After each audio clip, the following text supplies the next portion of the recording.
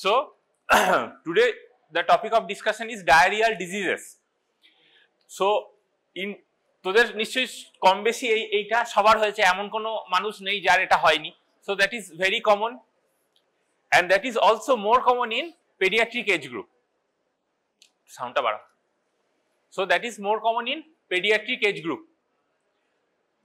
So now coming to the disease burden. This is the picture showing the death in children younger than 5 years. এই পোরশনটা দেখছিস, this is due to diarrhea. This is due to the respiratory tract infection. This is others, and this portion is due to the perinatal disorders.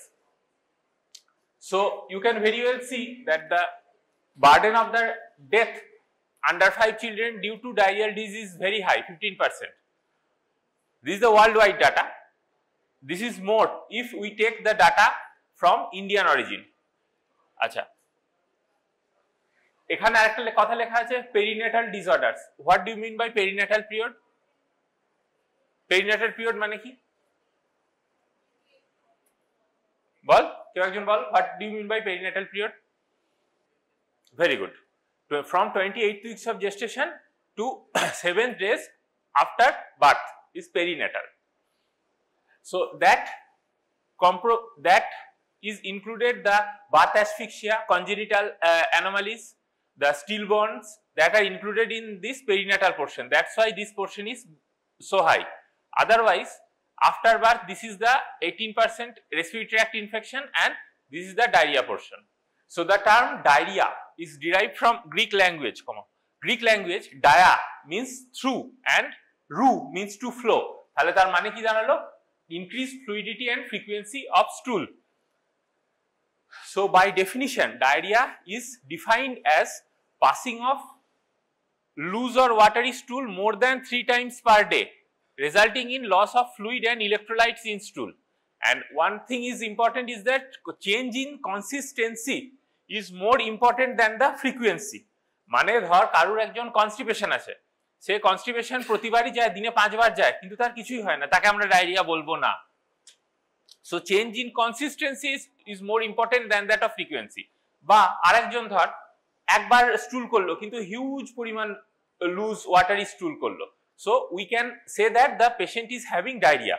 So more than 3 times per day is the frequency is not important, so important, but the consistency of the stool is important in defining diarrhea. অনেক বাচ্চা দেখা যায় একবার কি দুবার স্টুল pass করেছে, huge amount, and that baby can go into shock or acidosis due to those 1 or 2 times of huge amount of passage of loose stool.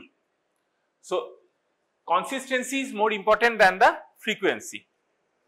আচ্ছা, now coming to the point, এগুলো তোদের ক্লিনিক্যালে প্রথম খুব আমরা ডে টু ডে প্র্যাকটিসে লাগে যে what is not diarrhoea, কাকে ডায়রিয়া বলবো না. If the baby is exclusively breastfed, then there is frequent passage of semi-solid golden yellow colored stools. The stool frequency can be 8 to 10 times per day or even more. We will not call it as diarrhea because breastfed babies can have this amount of stools physiologically. তোদের breast feeding এর ক্লাসটা যেটা নিয়েছিলাম সেখানে একটা কথা বলেছিলাম, কিছুর একটা ফোর মিল্ক বলে একটা জিনিস হয় আর একটা হাইন্ড মিল্ক বলে একটা জিনিস হয়. If the mother feeds the baby more of a fore milk then that of hind milk, then the baby can pass huge amount of loose stools 8 times, 10 times normally. If the baby is thriving well, urine output is good, there is no sign of dehydration, we will not call it diarrhea. But in a baby who is having 4 to 5 times of stool, but the baby is having features of diarrhea, কিরকম যে তার urine output কমে গেছে, খাচ্ছে না, lethargic, fever আছে, সেপসিসের others features আছে, then we may call it a diarrhea. So frequent passage of semi-loose pasty stools per day 6 to 8 times, 10 times per day in exclusively breastfed infants, we will not call it as diarrhea. Another is frequent passage of formed stool in an older child is not diarrhea. মানে একটা বাচ্চা সে 3-4 বার habitual পটি যায়, তার কোনো সময় loose স্টুল হয় না, তার আদার লুজ স্টুলের কোনো ফিচারই নেই, then we will not call it as diarrhea. The child may have constipation, হয়তো সে প্রত্যেকবার যায় কিন্তু হয় না, so the passage of formed stool in an older child is not diarrhea. Another, passage of motions immediately following meal is often due to gastrocolic reflex. বাচ্চাদের খুব common দেখা যায়, বাচ্চারা খেলো, that initiates that distension of the stomach initiates a reflex, it is called gastrocolic reflex, that relaxes the anal sphincter, আর ঠিক খাওয়ার পরে পরেই the baby wants to defecate. After the defecation, the irritation of the abdomen stops and other things are normal. It is called gastrocolic reflex. অনেক বড় মানুষদেরও দেখা যায়। এরই adult counterpart কিছুটা ইরিটেবল বাউল সিনড্রোম আর IBS. So these are not diarrhea. Now what is the mode of transmission? Diarrhea infection কিভাবে transmit হয়? খুব easy, by foodborne faeco oral route. মানে একটা ডায়রিয়ার পেশেন্ট সে ওপেন ডিফিকেশন করছে যদি করে থাকে, সেইটা by sewage or by canal system, সেটা তোর ফুডে বা তোর ড্রিঙ্কিং ওয়াটারে যদি আসে, then you will get affected. আগেকার দিনে কলেরা যেভাবে হতো। আরেকটা most important mode of transmission is flies, মাছি। তারা জেনারেলি বিভিন্ন সেই ওয়াটার থেকে আসছে এবং তোর খাবারে বসছে, that can also spread the organism. কিভাবে? এখানে ছবিটা দেখ, ফিসেস থেকে ফিঙ্গার্স, সেখান থেকে ফুড, ফিসেস থেকে ফ্লুইডস, সেখান থেকে আবার faeces or food, flies, then faeces, field মানে ওপেন ডিফিকেশন যেখানে হয়, সেখানে যে ক্রপস হয়েছে, তুই খালি পায়ে হাঁটছিস, then that can cause infection. তাহলে আগেকার দিনে যেটা ডায়রিয়া হতো মোস্ট কমনলি কলেরা, এখন আর দেখা যায় না। The most common mode of transmission was fecal route, right?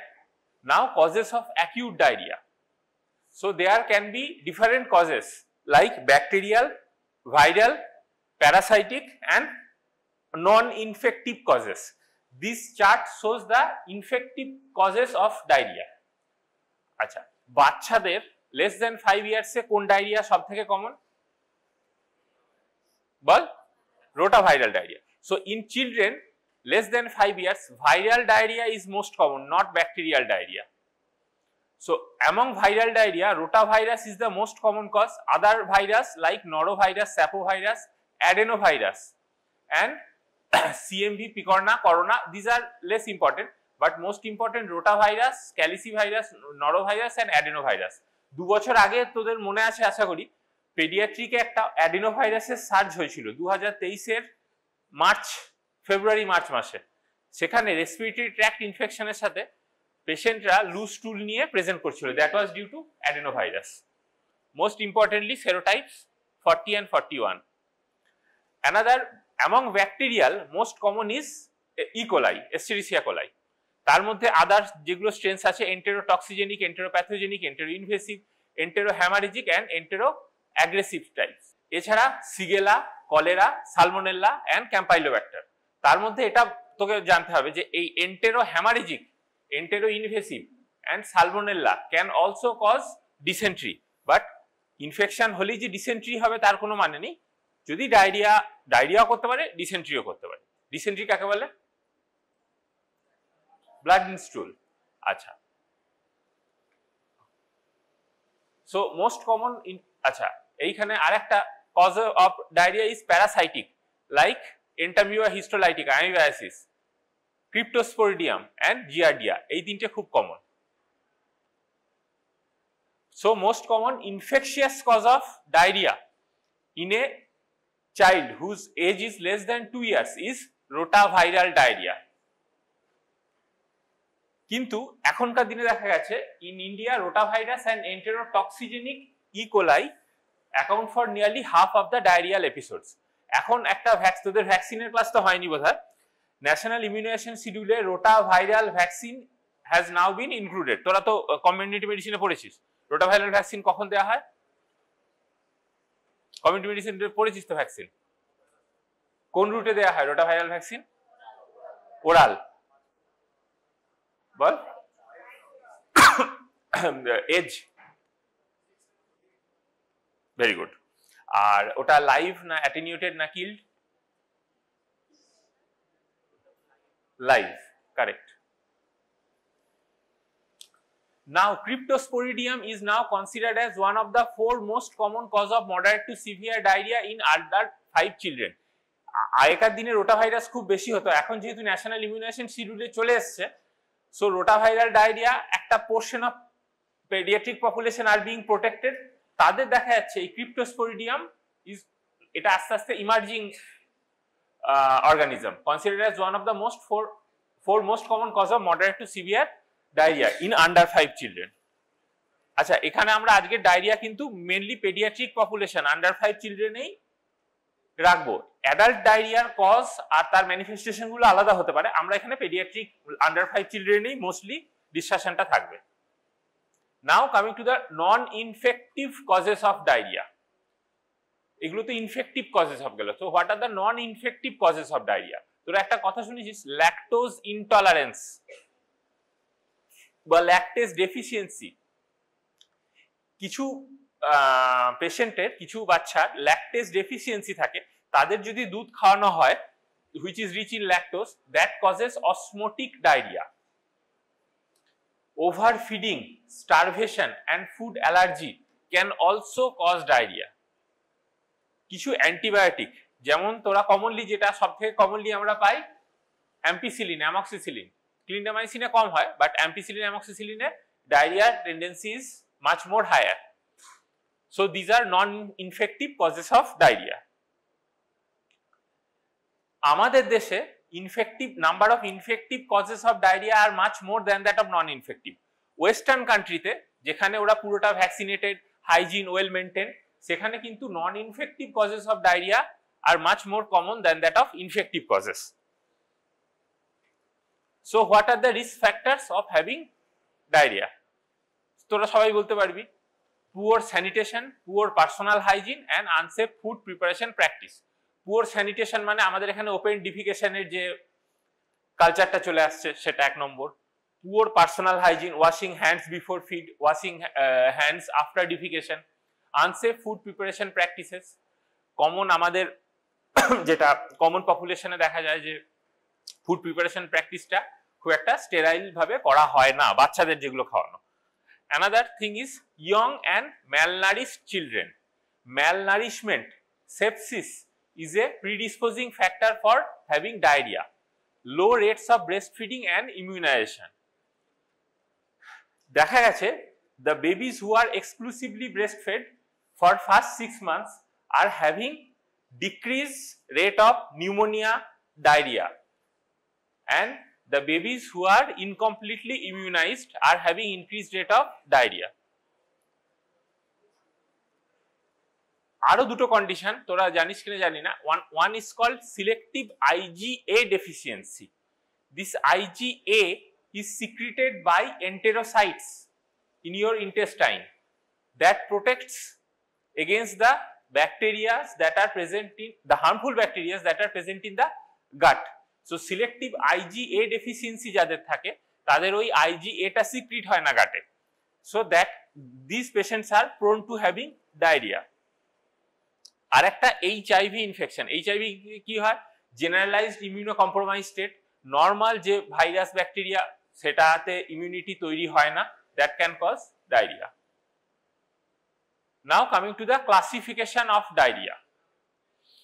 So what is acute diarrhea?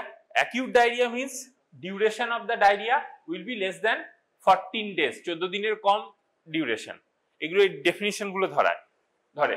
আর একটা হচ্ছে persistent diarrhea, that diarrhea that has been started acutely and lasts more than 2 weeks. Acute diarrhea হলে 14 দিনের মধ্যে ঠিক হয়ে যাবে। Persistent diarrhea means acutely start হয়েছে and lasts more than 2 weeks.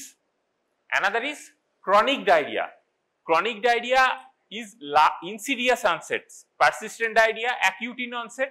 Chronic diarrhea is insidious in onset and lasts more than 2 weeks in children and more than 4 weeks in adults. So difference between persistent diarrhea and chronic diarrhea is both will last more than 2 weeks, but persistent diarrhea will start acutely, chronic diarrhea will start insidiously. And dysentery means jeta bolli loose stools associated with blood. আমরা আজকের ডিসকাশনটা হবে acute diarrhea, the next lecture এই দুটো হবে. So this is today's lecture is about acute diarrhea.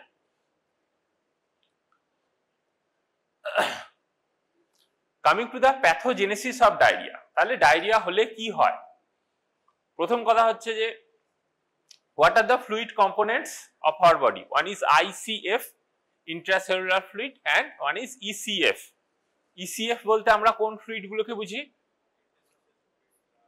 Blood, plasma, তোর কিছু peritoneal যে fluid আছে সেগুলো, মানে ইন বিটুইন সেলস। আর ইন্ট্রাসেলুলার মানে সেলের মধ্যে যেটা আছে। তো ধর তো ডায়রিয়া হলো, তাহলে first component, fluid component that is affected is ECF. ECF কমতে থাকবে কারণ তুই লুজ স্টুল পাস করছিস। সো এবার তোরা আমাকে বল, দুটো আমি electrolyte sodium and potassium, ECF extracellular fluid is rich in sodium and deficit in potassium. Intracellular fluid is rich in potassium, deficit in sodium. বেশ, তাহলে যে মুহূর্তে ফ্লুইড লস শুরু হলো সব থেকে আগে কোনটা কমবে? বাইরের ACF টা ইজ রিচ ইন সোডিয়াম, তাহলে সোডিয়াম বেরোতে শুরু করলো বডি থেকে। পটাশিয়ামও বেরিয়েছে, কিন্তু পটাশিয়ামের main source intracellular fluid, not extracellular fluid. কাজে পটাশিয়ামটা অতটা তাড়াতাড়ি কমে না যতটা সোডিয়ামটা কমে। So there is hyponatraemia. আচ্ছা, যেই হাইপোন্যাট্রিমিয়া হলো তখন বডি কিভাবে কম্পেনসেট করতে চেষ্টা করবে বল? ফ্লুইড লস হচ্ছে, বডি কিভাবে কম্পেনসেট করতে চেষ্টা করবে?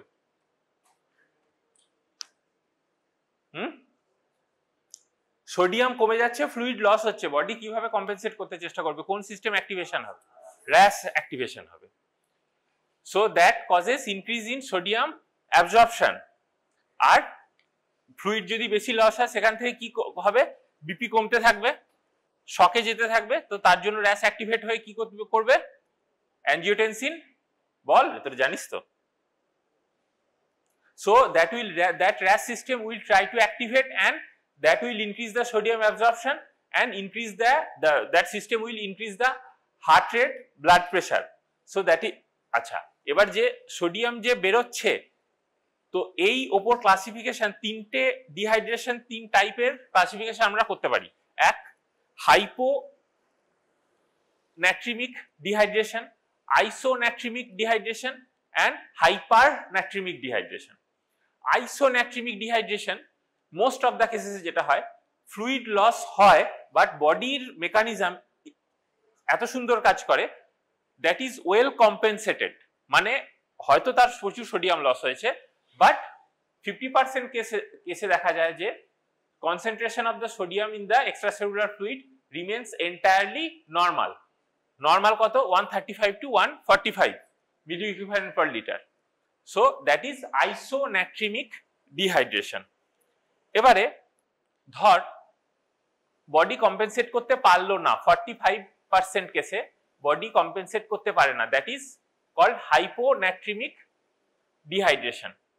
হাইপোন্যাট্রিমিক ডিহাইড্রেশন যদি হয়, so excessive sodium loss in stools, that body will try to compensate, but if the body fails to compensate, then there will be fall in osmolality of ECF, because in ECF sodium concentration is higher, so that is one of the main electrolyte that is required to maintain the osmolality of the ECF. সেইটা কমতে শুরু করবে।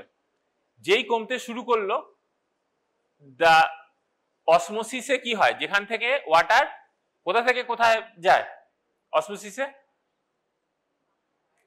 Normal আমাদের cell membrane কি semi permeable membrane.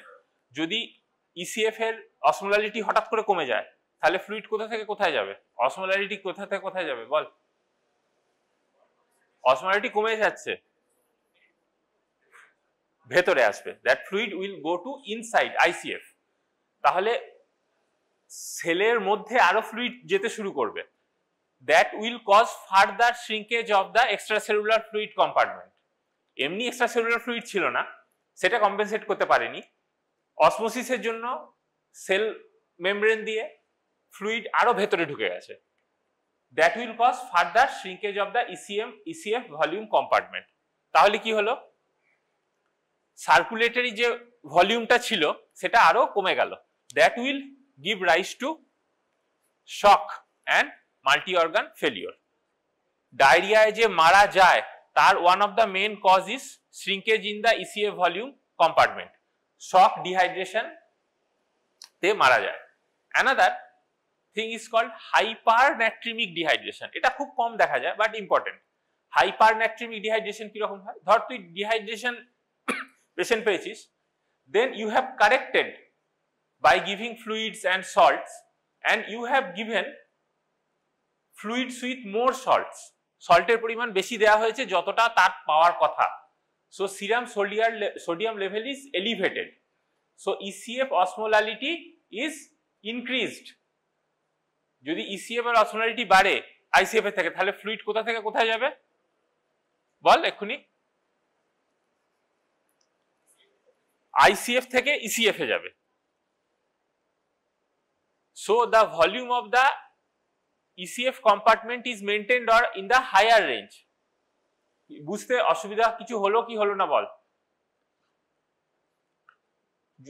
একটা semi permeable membrane যেখানে অসমোসিসের rule কি, যেখানে লো অসমোলারিটি থেকে ফ্লুইডটা কোথায় যাবে, যেখানে হাই অসমোলারিটি আছে। হাইপারনাট্রিমিক ডিহাইড্রেশনে ECF osmolality is increased because you have given more salts than that of fluids. So there is shift of the water from ICF to ECF. Volume of ECF compartment is maintained or even more. তো এইখানে আমাদের although the inside the intracellular compartment is having dehydration, but the child does not look like having dehydrated. Manage করা খুব problem. কেন বলছি, আমরা এই feature, so what are the features that will you see in, what are the features that is seen in dehydration? তার মধ্যে একটা feature হচ্ছে loss of skin turgor or skin pinch. যদি চিমটি কাটিস সেটা খুব স্লোলি ডিসঅ্যাপিয়ার করবে। That is seen in hyponatraemic dehydration. But in hypernatremic dehydration, as the ECF compartment is fluid is maintained, skin turgor is not lost. তাহলে skin pinch দিয়ে তুই যদি অ্যাসেস করার চেষ্টা করিস যে whether the baby is having dehydration or not, সেটা বুঝতে পারবি না। একটা ক্লাসিক্যাল টার্ম আছে যে তার চামড়াটা ডোই ফিলিং হয়। ডো মানে বুঝতে পারিস তো, যে আটা মাখা যেটাকে বলে। তো the skin feeling of that skin is called doughy feeling.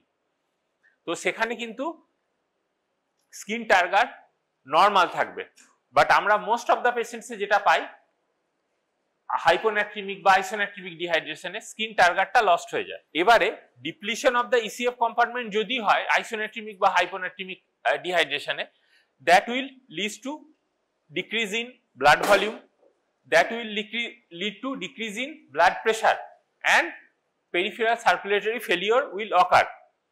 এবার পেরিফেরাল সার্কুলেটরি ফেলিওর যখন হচ্ছে, one of the most common organ to be affected at first in dehydration is kidney, because kidney is highly vascularized. So that will lead to oliguria and ultimately anuria. তাহলে dehydration আছে কি নেই সেটা দেখার দুটো উপায় হলো, একটা হচ্ছে আমি চিমটি কেটে দেখব যে সেখানটা স্কিন পিঞ্চটা ভালোভাবে সঙ্গে সঙ্গে চলে যাচ্ছে না দেরি করছে। Another is decrease in urine output, oliguria. যখন অ্যানিউরিক ফেজে চলে গেছে মানে already prerenal AKI has occurred. So এবার কিছু কথা বলি, what is the diarrhoea stool কিরকম হয়। So large amount of potassium, আচ্ছা এইখানে ECF এর মধ্যে কিছু সোডিয়ামও বেরোয়, তার সাথে পটাশিয়ামও বেরোয়। পটাশিয়ামের পরিমাণ কম থাকে সোডিয়ামের থেকে, but if there is large amount of potassium is lost in the stool, that will lead to hypokalaemia. হাইপোক্যালিমিয়ার কিছু ফিচার আছে, that leads to hypotonia and paralytic ileus and abdominal distension. What is paralytic ileus? Paralytic ileus মানে কি? Loss of intestinal motility, যেটা পেরিস্টলটিক movement হয়, যেটা আমাদের ফ্লুইডকে বা ফুডকে আপার জিআই থেকে লোয়ার জিআই ট্র্যাক্টে নিয়ে যাবে, দ্যাট পেরিস্টলটিক মুভমেন্ট ইজ লস। তাহলে কি ভাব, তোর পেশেন্টের হাইপোক্যালিমিয়া হয়েছে পটাশিয়াম লসের জন্য, অলরেডি তার ইন্টেস্টাইনে প্রচুর পরিমাণে লুজ স্টুল জমা হয়ে যাচ্ছে, কিন্তু সেই স্টুলটা সে পাস করতে পারছে না because there is loss in the intestinal motility. তাহলে কি হবে, অ্যাবডোমেনটা ডিস্টেন্ডেড হয়ে যাবে, ফুলে যাবে।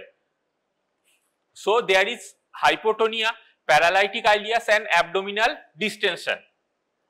হাইপোক্যালিমিয়া যদি আরো বেশি হতে থাকে, then ECG changes will be seen like ST segment depression, flat T waves and appearance of the U waves. U waves টা কোথায় পাবি, কোনখানে PQRS এর পর কোথায় পাওয়া যায় বলেই দিলাম। U waves টা কোনখানে থাকে ইসিজির? PQRST তারপরে পাবি, তারপরে U waves থাকে। একটা অল্প পিক বেশি হয় না, খুব সামান্য U wave, এটা সিভিয়ার হাইপোক্যালিমিয়াতে দেখা যায়। মানে PQR তারপরে S পেলি, T পেলি, T wave এর পরে ডান দিকে পাবি U waves। আচ্ছা, there is also loss of bicarbonate in the stools that results in acidosis। এবার অ্যাসিডোসিস যদি বেশি হতে থাকে তাহলে একটা টাইপ অফ ব্রিদিং পাওয়া যায়, সেটাকে বলে অ্যাসিডোটিক ব্রিদিং আর কুশমাউল ব্রিদিং। কি রকম? Rapid and shallow respiration. এটা তোরা ফিজিওলজিতে পড়েছিস, Kussmaul breathing. So that will give rise to Kussmaul type of breathing. আরেকটা এক্সাম্পল দিয়ে যেখানে অ্যাসিডোসিস হয়ে আমরা খুব মানে কমনলি কুশমাউল ব্রিদিং পাওয়া যায়, ডায়াবেটিক কিটোঅ্যাসিডোসিস। যে কোনো অ্যাসিডোসিসেই পাওয়া যেতে পারে, বাট এই একটা ডায়রিয়া ডিহাইড্রেশনে যদি অ্যাসিডোসিস হয় বা ডায়াবেটিক কিটোঅ্যাসিডোসিসে কুশমাউল টাইপ অফ ব্রিদিং আমরা পাই। Now coming to the clinical feature, নিজেরাই জানিস onset may be sudden, insidious. এবারে দেখবি একটা খুব কমনলি আসে যে what is the consistency of the stool. বাচ্চার মায়েরা বলে আমার বাচ্চা গ্রিনিশ স্টুল করছে। What do you mean by greenish stool? মানে কি, সবুজ কেন হয় পটি? হ্যাঁ বল। হ্যাঁ, ইনফেকশনের জন্য গ্রিনিশ হয় না, অ্যাকচুয়ালি কি হয়, আমাদের বাইলের কালার কি, গ্রিন। সো এন্টেরোহেপাটিক সার্কুলেশনের জন্য যতটুকু টাইমটা দরকার সেটা যদি না পাস করে, তাহলে ওটা এন্টেরোহেপাটিক সার্কুলেশনে না গিয়ে সেই বাইলটাই অ্যাজ সাচ স্টুলে বেরোতে শুরু করে। That will give rise to greenish colour. মানে খুব যদি বেশি পাতলা পটি হয়, that potty may be due to greenish colour, that is bile, nothing that. Mucus or milk curds can be present or can contain blood or offensive materials. তার সাথে সাথে কি থাকতে পারে? Anorexia, vomiting, fever, thirst or irritability। Anorexia, vomiting যে কোনো acute গ্যাস্ট্রোএন্টেরাইটিসের সাথেই চলে। যদি পেটে ইনফেকশন থাকে বাচ্চা খাবে না খুব স্বাভাবিকভাবেই, বারবার ভমিট করতে পারে। There may be fever due to infection. Fever will present if that is due to infective causes of diarrhea or irritability. তো কি শরীর খারাপ লাগছে? তাহলে চলে যা, কোনো অসুবিধা নেই, শরীর খারাপ লাগলে চলে যা। Patients may have abdominal cramp, dry tongue and oliguria. Dry tongue is another feature by which we can assess the severity of the diarrhea. জিভ শুকিয়ে যাবে। If fontanelle is open it may be depressed. Fontanelle মানে আমরা এখানে anterior ফন্টানেলির কথা বলছি। ছোট বাচ্চাদের যাদের অ্যান্টেরিয়র ফন্টানেলি ওপেন থাকে, if there is severe dehydration, that anterior fontanelle will be depressed. হাত দিলে বুঝতে পারবি ভেতরে ঢুকে গেছে, that anterior fontanelle will be depressed. উল্টো দিকে অনেক কিছু কন্ডিশন আছে যেটাতে রেইজড ইন্ট্রাক্রেনিয়াল টেনশন আর রেইজড ইন্ট্রাক্রেনিয়াল প্রেসার পাওয়া যায়, যেমন মেনিনজাইটিস। সেক্ষেত্রে অ্যান্টেরিয়র ফন্টানেলিটা বাল্জড হয়, ফুলে যায়, হাত দিলে বুঝতে পারবি। So if fontanelle is open it may be depressed. Abdomen is distended in hypokalaemia, যেটা বললাম, হাইপোক্যালিমিয়া হয়ে প্যারালাইটিক আইলিয়াস হতে পারে, that can cause abdominal distension. In extreme cases, loss of skin elasticity, anuria, low blood pressure, shock and acidosis that leads to Kussmaul type of acidotic breathing, and ultimately death occurs if not treated rapidly. So we have to manage the patient. How we can manage the patient? We have to determine the goals of assessment. কি দেখতে হবে? First of all, determine the type of diarrhea, whether it is acute diarrhea, whether it is persistent diarrhea, chronic diarrhea or dysentery. কারণ ট্রিটমেন্টটা depending on that সেইটা change হয়। এই যে types of diarrhoea যেগুলো বললাম তার মধ্যে মোস্ট কমন কোনটা? Acute diarrhoea. Then we have to look for the status of dehydration, whether it is mild dehydration, whether it is moderate dehydration or severe dehydration. Then assess the if there is presence of malnutrition is present or not. Malnutrition কেন দেখতে হবে? Because malnutrition itself is an immunocompromised state and it is itself is a risk factor for having acute diarrhea. And rule out systemic infection. বাচ্চাদের ক্ষেত্রে যেটা দেখা যায়, sepsis বা systemic infection or respiratory tract infection is generally associated with loose stools. হয়তো তার একটা আপার একটা চেস্ট ইনফেকশন আছে বা ব্লাডে ইনফেকশন আছে, যতক্ষণ না তুই সেটাকে ট্রিট করছিস you cannot stop diarrhea. So you have to rule out whether presence of systemic infection is present or not. And another important is assess feeding. ডায়রিয়ার আমাদের সবথেকে ভয় থাকে whether dehydration is present or not. যদি বাচ্চা feeding না করে that indicates severe dehydration, মানে তোকে ভর্তি করে তাকে ফ্লুইড চালাতে হবে, পরে আসছি। So we have to assess these things, whether the type of diarrhea, dehydration and complications, assessment of the malnutrition, rule out systemic infection and assessment of the feeding. So you have to ask some questions to the mother. First, how the diarrhea was occurred. It is acute, subacute, insidious, chronic. What is the duration of the stool, duration and number of the stools per day, whether there was any blood in stool or what is the number of vomiting if it is present. These are common things that will present in almost all children. Presence of fever, cough and other significant illness like convulsions, measles will indicate other underlying pathology. Unless you treat that pathology, you cannot decrease the diarrhea. So এইগুলো যদি হয় recurrent fever, convulsion, তাহলে তোকে সেই লাইনে ভাবতে হবে যে what is the underlying pathology.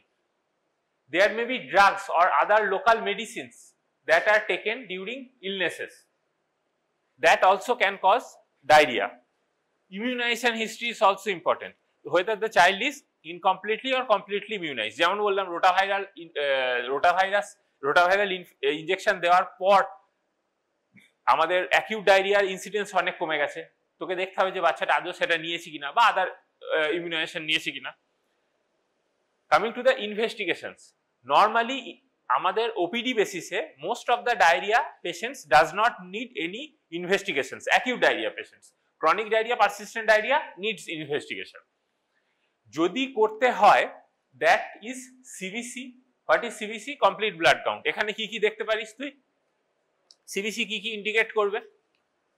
If there is acute diarrhea, if that is due to infective causes, the total count will be on the higher side. If there is dysentery, the blood will be, hemoglobin will be low. ABG means arterial blood gas. Arterial blood gas কি indicate করবে? কি কি দেখি arterial blood gas আমরা? বল, acidosis, alkalosis, sodium, potassium, etc. So if there is any metabolic acidosis or not, electrolytes, এখানে আমরা কি দেখব? Sodium, potassium, to rule out hypokalemia, hyponatremia or hyponatremia. And renal function. কেন বললাম renal function? Because diarrhea dehydration এর first organ that is affected is kidney. তাহলে kidney যদি affected হয়, there may be pre-renal AKI, pre-renal acute kidney injury, that will give rise to increase in serum urea mostly or creatinine in later part. Stool culture is of little value. এখানে দুটো কথা বলার আছে। এক হচ্ছে ডায়রিয়াতে আমরা স্টুল culture করি, acute যদি পারসিস্টেন্ট আর ক্রনিক ডায়রিয়াতে করি তার আলাদা ইন্ডিকেশন আছে। অ্যাকিউট ডায়রিয়াতে স্টুল কালচার করলি তাতে দেখা গেল growth of E coli, Escherichia coli. Is it pathogenic or not? No one knows because E. coli is present in normal stool. তো তোর যদি স্টুল কালচারে E. coli গ্রোথ আসেও তাহলে আমরা বলতে পারবো না এটা নর্মাল নাকি এটা pathogenic. We can not say that. সেই জন্য স্টুল culture is of little value. এছাড়া আরো কিছু প্রিপারেশন করা যায়, জেনারেলি করা হয় না। ভিব্রিও কলেরি যদি কলেরা সাসপেক্ট করিস তাহলে ওই হ্যাঙ্গিং ড্রপ প্রিপারেশন করা হয়, যেটা মাইক্রোতে পড়েছিস, মোটিলিটি অফ দ্য দেখা হয়। প্যারাসাইটের জন্য তো তাদের মোটিলিটি দেখা হয়, আইসোস্পোরা ক্রিপ্টোস্পোরিডিয়াম দেখার জন্য। জেনারেলি ইনভেস্টিগেশন আমাদের CBC, ABG, electrolytes and renal function এইগুলোই করা হয়। আর অ্যাকিউট ডায়রিয়াতে আনলেস আদারওয়াইজ ইন্ডিকেটেড কোনো ইনভেস্টিগেশন কিছু করা হয় না। নাও coming to the management. So how will you manage the patient? First, assessment of the dehydration and administering appropriate fluids for dehydration and maintaining hydration. ডায়রিয়ার জল বেরিয়ে গেছে, তো প্রথম কাজ হচ্ছে জলটাকে রিপ্লেনিশ করা, এটা হচ্ছে প্রথম কথা। Another is oral zinc supplementation, ডিটেলসে পরে আসবো। Probiotics and drugs, treatment of complications and proper feeding, এগুলো ডিটেলসে পরে আসছি। Most important thing is oral rehydration therapy, ORT or ORS, oral rehydration solution is the mainstay of therapy for diarrhea. Diarrhoea patient এসছে, কিছু পারিস না পারিস আগে একটা ওআরএস খাইয়ে দিবি, সে কি টাইপের ডায়রিয়া হোক, আইসোনেট্রিমিক, হাইপোনেট্রিমিক, হাইপারনেট্রিমিক, ওসব দেখার দরকার নেই, আগে you start ORS. So ORS how does it act? সবাই ওআরএস খেয়েছিস তো, এমন কেউ নেই বোধহয় ওআরএস খাসনি। So in diarrhea there is loss of sodium and water and potassium. দেখা গেছে এন্টেরোসাইটস এর যে সোডিয়াম সিক্রিটিং যে সেলস গুলো আছে, দিজ আর ডেস্ট্রয়েড। কিন্তু যে সোডিয়াম গ্লুকোজ কো ট্রান্সপোর্টার কিছু সেলস থাকে, যারা একটা সোডিয়াম আর একটা গ্লুকোজ ট্রান্সপোর্ট করে ইন্টেস্টিনাল লুমেন থেকে ইন্টারস্টিশিয়ামে আনে, sodium glucose co-transporter.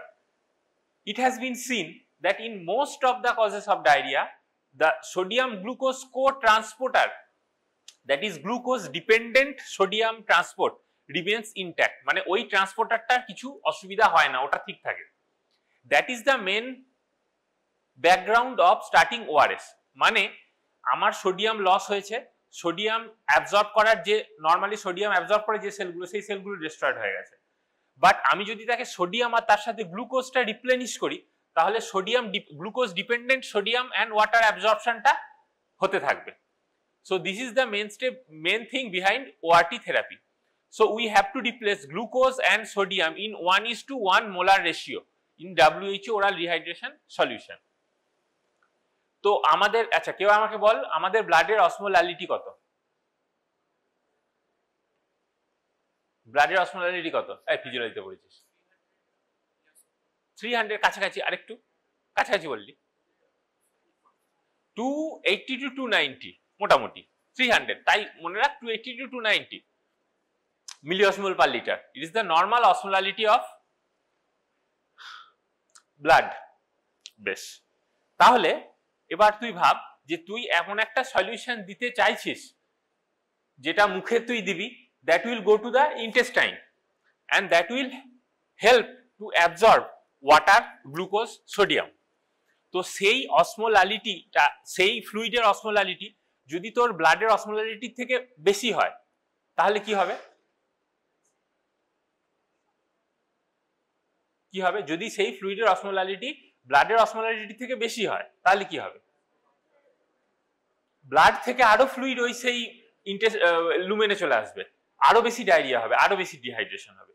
So you have to choose a fluid that whose osmolality is lower than that of blood, যাতে ওই ইন্টেস্টিনাল ফ্লুইডটা by osmosis and by glucose transporter whatever is সেখান থেকে ইন্টারস্টিশিয়ামে যায়। So your fluid will have to be low osmolality fluid, মানে তার অসমোলালিটি 290 থেকে কম হতে হবে, 290 থেকে কম হতে হবে, বেশি হলে জল আরো বেরিয়ে চলে যাবে। এইখানে আছে হচ্ছে লো অসমোলালিটি ওআরএস। আরো দেখা গেছে that low osmolarity ORS helps to reduction of stool output, decrease vomiting and reduce use of intravenous fluid. তো আগে হাই অসমোলারিটি ওআরএস ইউজ করা হতো, এখন যে WHO অ্যাপ্রুভড ওআরএস দেওয়া হয় that is low osmolarity ORS. So ORS এর মধ্যে কি কি থাকে কেউ বলতে পারবি? দুটো তো বলেই দিলাম, সোডিয়াম তো থাকবে, তাহলে সোডিয়াম ক্লোরাইড দিবি, গ্লুকোজ মানে গ্লুকোজ থাকবে, আর কিছু বল? পটাশিয়াম থাকবে, কারণ পটাশিয়ামও লস হয়ে গেছে। আর কিছু? হ্যাঁ, সাইট্রেট, তার সাথে সাইট্রেট থাকে।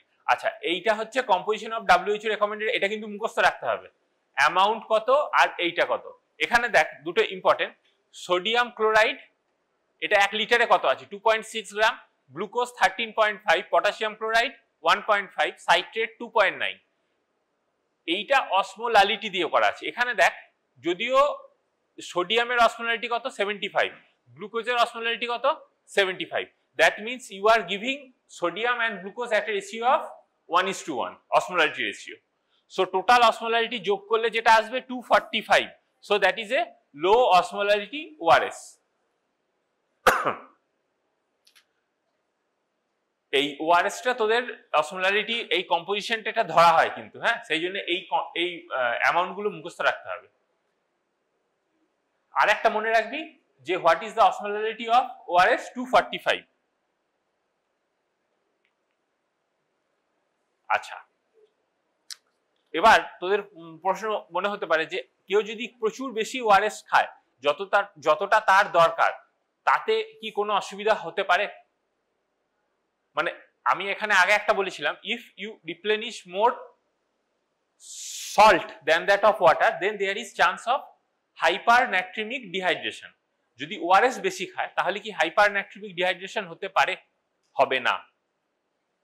ওআরএস এর কম্পোজিশন লো অসমোলারিটি এই কারণেই রাখা হয় যাতে সে যদি বেশি এক্সেসও খেয়ে নেয় তাতে তার কিন্তু হাইপারন্যাট্রিমিক ডিহাইড্রেশন হবে না। উল্টো দিকে আচ্ছা ঠিক আছে, ম্যানেজমেন্টে আছে এটা।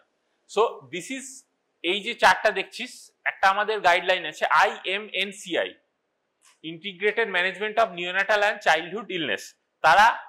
তার গাইডলাইনে ডিফারেন্ট ডিজিজের ডিফারেন্ট ক্লাসিফিকেশন করে। তো ডায়রিয়ার 3টে ক্লাসিফিকেশন আছে, নো ডিহাইড্রেশন, সাম ডিহাইড্রেশন, সিভিয়ার ডিহাইড্রেশন। নো ডিহাইড্রেশনে কি থাকবে? বাচ্চা ওয়েল অ্যান্ড অ্যালার্ট, আইস চোখ নর্মাল, টিয়ার্স চোখের জল present, tongue moist, thirst drinks normally but not thirsty, skin pinch instant recoil, মানে স্কিন পিঞ্চ করলে that goes of quickly and urine output is normal. This is called no dehydration. এই features এর মধ্যে সাম dehydration, এই ফিচারের মধ্যে দুটো বা তার বেশি থাকলে আমরা বলবো some dehydration. Baby may be restless or irritable, eyes may be sunken eyes মানে that is a feature of shock. Tears are absent, কাঁদছে কিন্তু কোনো চোখে জল বেরোচ্ছে না, because there is loss of extra cellular fluid, ECF এর এত লস হয়েছে টিয়ার প্রোডাকশন করতে পারছে না। Mouth and tongue is dry, the baby is thirsty and drinks eagerly, skin recoil is less than 2 second, মানে সঙ্গে সঙ্গে হচ্ছে না বাট 2 সেকেন্ড সময় লাগছে, urine output is decreased, that means there is features of some dehydration is present. Lastly severe dehydration, মানে already the patient is having some phases of shock, the condition of the baby is lethargic, apathetic, unconscious, floppy, these are danger signs. Eyes are very sunken, tears absent, এখানেও যা ছিল absent এখানেও absent, mouth and tongue dry, এখানে very dry or parched, thirst, drinks poorly or not able to drink, এখানে দেখ যখন সাম dehydration আছে বাচ্চা তখন খেতে চাইছে, সিভিয়ার ডিহাইড্রেশন হলে বাচ্চার খাওয়ার ক্ষমতাটাই নেই, drinks poorly or not able to drink, because the baby is having apathetic unconscious floppy, খাবে কি করে? So that is a danger sign. বাচ্চা ডিহাইড্রেশন হয়ে খাচ্ছে না, খাওয়া ভুলে গেছে, খাওয়ার কোনো ইচ্ছাই নেই, that is always a danger sign. Skin recoil more than 2 second, urine output minimal or absent, skin recoil is more than 2 second, এর ব্যতিক্রম এক্সেপশন ইজ হাইপারন্যাট্রিমিক ডিহাইড্রেশন, সেখানে ডোই ফিলিং পাবি, সিভিয়ার ডিহাইড্রেশন হলো এই রিকয়েল এইটা পাবি না। So Depending on the severity of the dehydration, no dehydration, some dehydration or severe dehydration, you have to plan the management. Plan A, Plan B and Plan C. এই ছবিটা দেখ, এটা একটা দেখানো হয়েছে ওপর থেকে নিচ পর্যন্ত তুই ডায়রিয়া ডিহাইড্রেশন কিভাবে দেখবি। প্রথমে বলেছিলাম if there is severe dehydration, there is decreased and depressed anterior frontally. Sensorium is altered in severe dehydration. Eyes sunken and dry in severe dehydration. Dry mucous membrane tongue in severe dehydration. Thirst is present in normal and moderate dehydration and not thirsty in severe dehydration. Tachypnea will be present if the patient is having shock or acidotic breathing. Abdominal distension will be present if there is hypokalemia. Tachycardia, hypotension, cold limb and cyanosis may be present depending on the stage of shock, and oliguria will be present. Another is এই যে পেটে হাত দিচ্ছে, loss of skin elasticity that is present in isonatremic and hyponatremic dehydration. Skin elasticity টা নষ্ট হয়ে যায়, skin pinch তাড়াতাড়ি যাবে না, দ্যাট ইজ কল্ড, এই যে হাতে দিয়ে যেটা দেখাচ্ছে, লস অফ স্কিন ইলাস্টিসিটি। এইভাবে মনে রাখতে পারিস যাতে মাথা থেকে নিচ পর্যন্ত আমি একটা ডিহাইড্রেশন বাচ্চার কি কি দেখবো, তাহলে সাইনগুলো মনে থাকবে। So coming to the treatment, plan A. Plan A কাকে বলেছিলাম? যার নো ডিহাইড্রেশন ছিল, বাচ্চা baby is having diarrhoea but there is no feature of dehydration, will go for plan A. এখানে কি করব? Give ORS and food based solution at home. Plan A, যাদের no dehydration, there is no need to admit the patient. The baby can be managed at home. So give ORS and food based solution at home. ORS given after each loose stool is 10 ml per kg. এটা কোনো hard and fast rule নেই, তুই 10-এর বেশিও দিতে পারিস, বেশি ORS খেলে তার কোনো অসুবিধা কিছু নেই। Encourage breast feeding. একটা খুব কমন প্র্যাকটিস হচ্ছে বাচ্চাদের, গ্রামের দিকে পাওয়া যায়, যেই বাচ্চার লুজ টুল শুরু হলো, এক্সক্লুসিভলি ব্রেস্ট ফিড বেবি, তাদের দুধ খাওয়াটা বন্ধ করে তারা পাতলা দুধ খাওয়াতে শুরু করে, but that should be discouraged.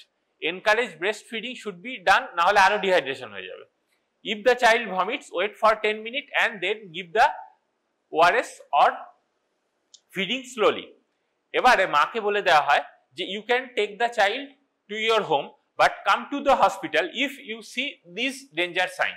If the child does not get better in 3 days, or if the child is many watery stools, vomiting, marked thirst and fever or blood in stool, এইগুলো যদি হয়, then you will have to come to the hospital.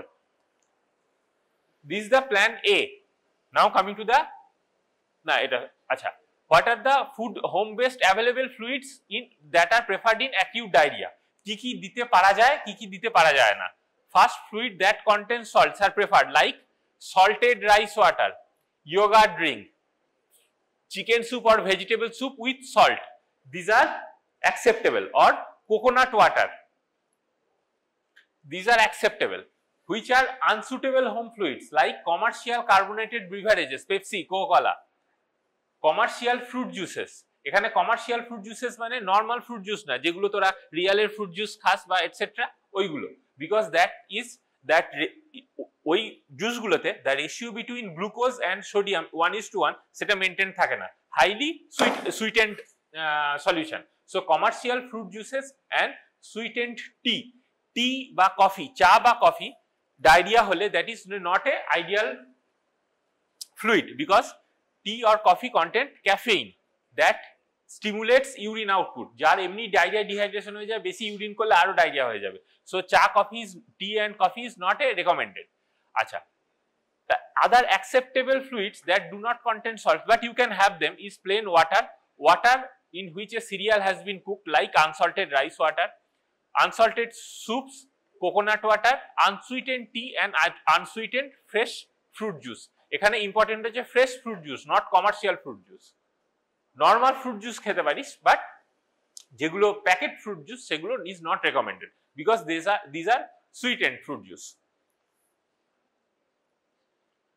Now coming to the plan B, মানে plan B আমরা কাকে বলেছিলাম? কাদের plan B বলেছিলাম? সাম dehydration যাদের ছিল, সো তাদের উইল স্টার্ট প্ল্যান বি। এখানে বাচ্চা কি ছিল? এগারলি থার্স্টি, খাওয়ার জন্য কান্নাকাটি করছে। So correction of deficit and replacement of the ongoing loss and daily fluid requirements are needed. এখানে ডেফিসিট থেরাপি হচ্ছে give 75 ml per kg of ORS in the first 4 hours. ধর একটা বাচ্চার 10 কেজি ওজন, তাকে প্রথম 4 ঘন্টায় 750 ml ORS দেওয়া হলো। 750 ml একটা 10 কেজির বাচ্চার খুব একটা কম অ্যামাউন্ট হবে না, হিউজ অ্যামাউন্ট হবে তার পক্ষে। So you start giving ORS orally because the child is able to drink in the first 4 hours. Breastfeeding and semi-solid foods are continued after deficit therapy if the child is stable. প্রথমে আগে ডেফিসিটটা correct করতে হয়, তারপরে অন্যান্য feeding start করতে হয়।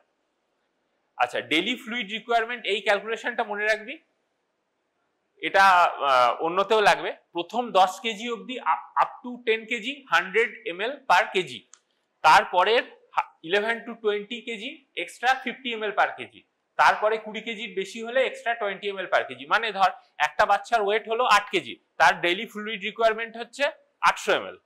একটা বাচ্চার ওজন হলো 15 কেজি, তাহলে তার ফ্লুইড রিকোয়ারমেন্ট কিভাবে ক্যালকুলেট করবি? প্রথম 10 কেজির জন্য 100 ml পার কেজি, কত হলো 1000 ml। তারপরের 5 কেজির জন্য 50 ml পার কেজি, তাহলে কত হলো 250 ml। তাহলে টোটাল ফ্লুইড রিকোয়ারমেন্ট কত হলো 1250, 1250 ml 15 কেজি বাচ্চা। আচ্ছা, এবার ধর একটা বাচ্চার ওজন 20 কেজি, তাহলে তার ফ্লুইড রিকোয়ারমেন্ট কত হবে? প্রথম 10 এর জন্য 100 করে 1000, তারপরের 10 এর জন্য 50 করে 500, তাহলে 1500 ml। আচ্ছা, একটা বাচ্চার ওজন ধর 30 কেজি, তাহলে তার ফ্লুইড রিকোয়ারমেন্ট কত হবে বল, হিসাব করে বল। প্রথম 10 এর জন্য 100, 1000 হলো, তারপরের 10 এর জন্য 50 করে 500, মানে 1500 হলো, তারপরে 10 এর জন্য 20 ml পার কেজি, তার মানে হচ্ছে 200, তাহলে টোটাল 500 প্লাস 200 1700, 1700। এইভাবে ডেইলি ফ্লুইড রিকোয়ারমেন্ট ক্যালকুলেট করতে হয়। আচ্ছা, আর একটা প্রশ্ন, একটা বাচ্চার ওজন হচ্ছে 60 কেজি, সে আর বাচ্চা নেই, ধর বড়ই হয়ে গেছে, খুব মোটা, ঠিক আছে, ধর 60 কেজি, তাহলে এই ফ্লুইড, এই ফর্মুলা অনুযায়ী তার ফ্লুইড রিকোয়ারমেন্ট কত হবে হওয়ার কথা? না 60 নয়, ধর আরেকটু বড়, ধর তোর ফ্লুইড রিকোয়ারমেন্ট ধর প্রচুর মোটা হয়, ধর 80 কেজি ওজন, 80 কিলো, তাহলে এই ফর্মুলা ওয়াইজ তার ফ্লুইড রিকোয়ারমেন্ট কত হওয়ার কথা?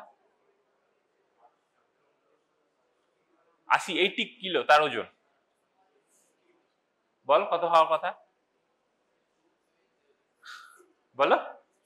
2700, কিন্তু সেটা হবে না, বিকজ এই ফর্মুলাটা অ্যাপ্লিকেবল হবে, but maximum volume you can give is 2400। 2 litre 400 বেশি ফ্লুইড দেওয়ার দরকার নেই। তুই যদি 80 কেজির বাচ্চা পাস, ধর পেলি কোনোদিন, বিশাল হাতি, ঠিক আছে, তো সে হচ্ছে তার ক্যালকুলেশন করে আসছে ধর তোর 2700 ml, কিন্তু তুই দিবি maximum volume 2400, so that is A upper limit আছে এটার একটা। So, and after 4 hours the child should be reassessed, and if not corrected then repeat the therapy. 4 ঘন্টা পর বাচ্চাকে আবার অ্যাসেসমেন্ট করা হলো, if the fluid deficit is not corrected you can repeat the ORS and the therapy. এবারে এইখানে 2-3টি জিনিস দেখতে হবে যে ORS may be ineffective if the child is having high stool purge rate more than 5 ml per kg per hour,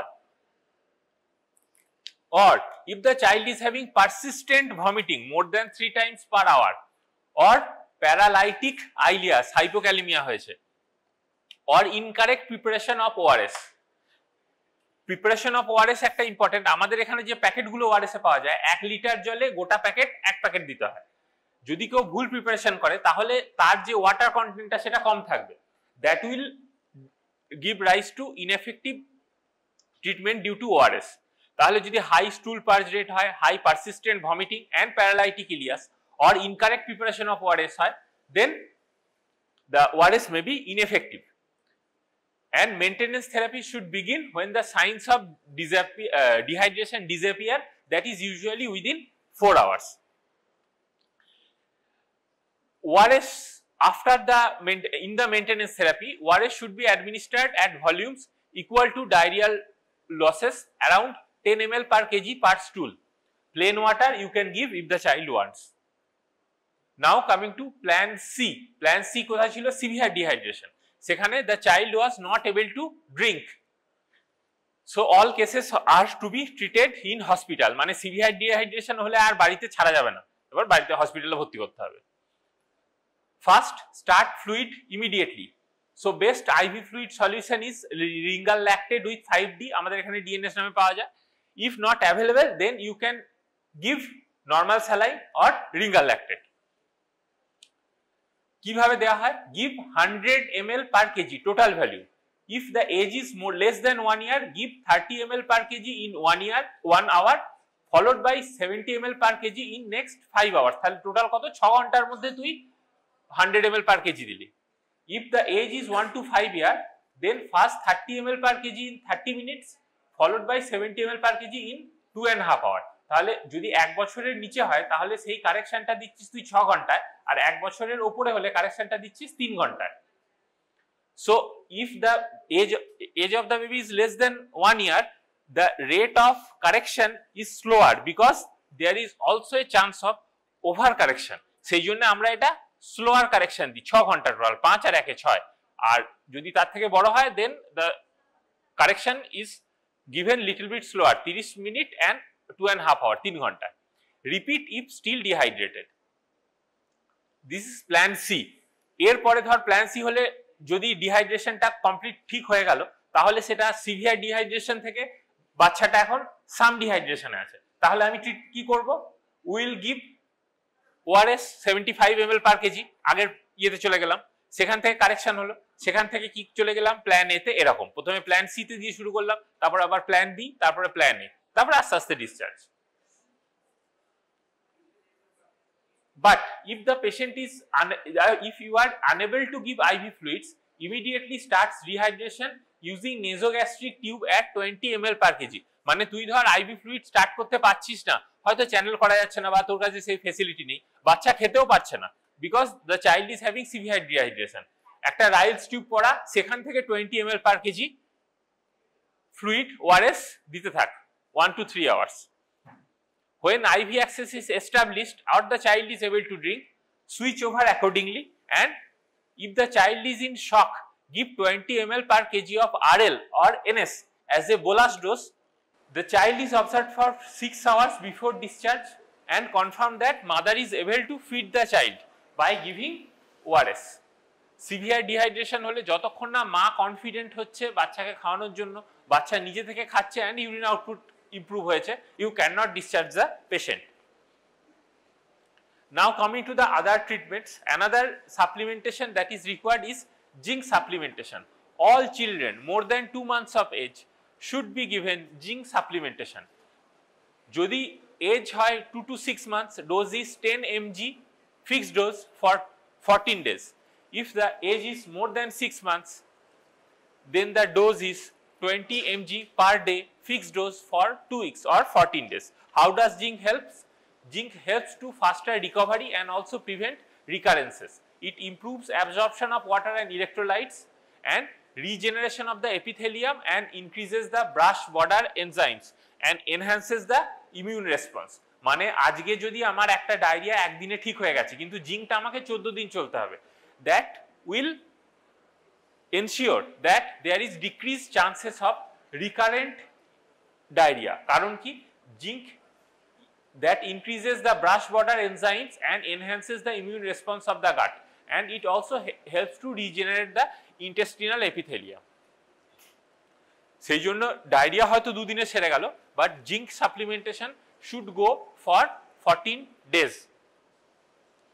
another কিছু drug আমরা দিই, antibiotic, probiotic, antispasmodic, anti-secretory agents and anti-emetics. Anti-emetics are not given, anti-emetics are given only if there is 3 to 4 times of vomiting or there is increased number of vomiting than that of stool.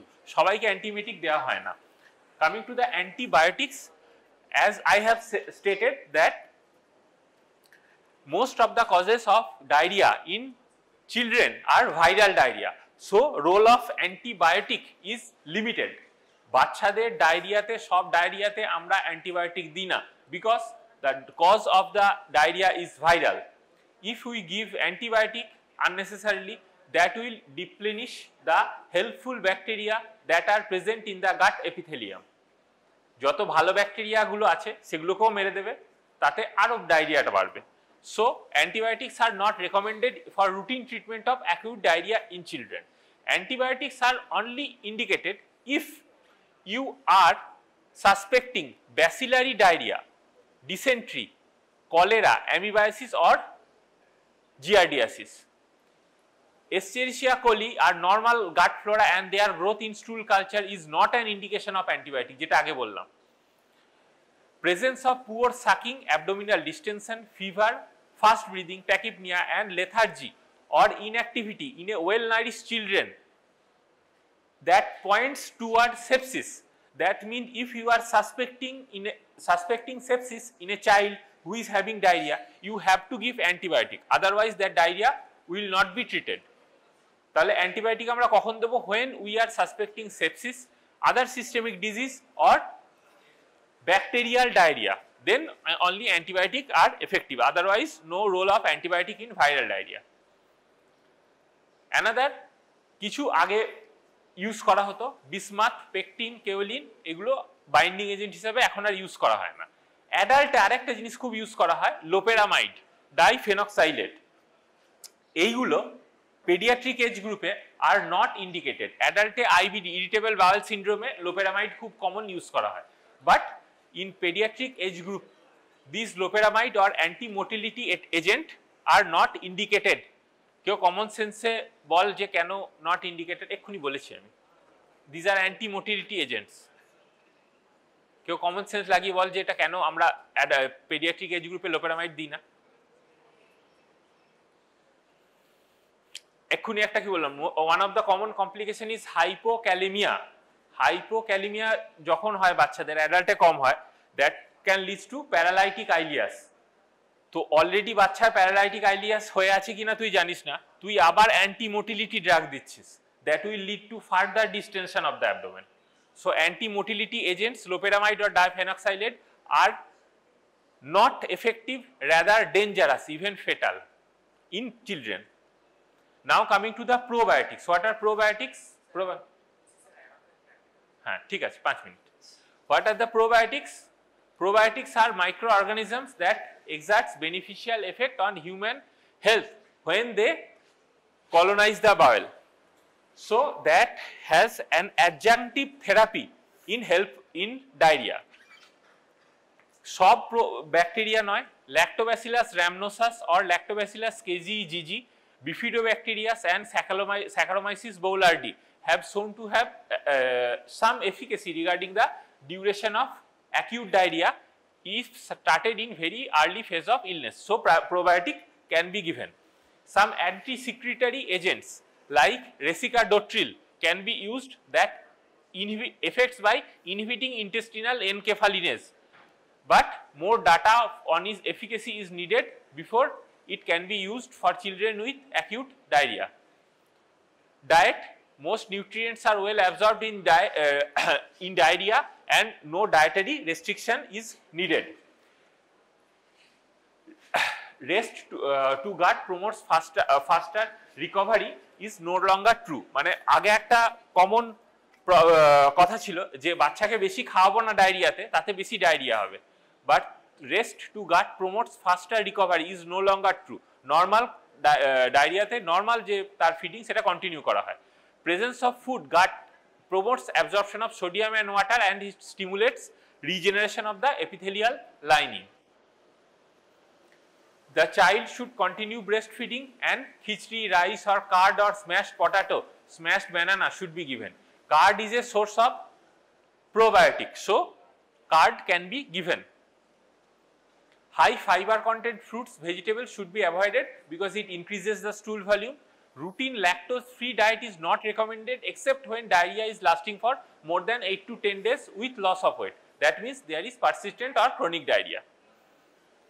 So how can we prevent diarrhea and malnutrition? সবাই জানিস, proper nutrition, adequate sanitation and vaccination through rotaviral vaccine.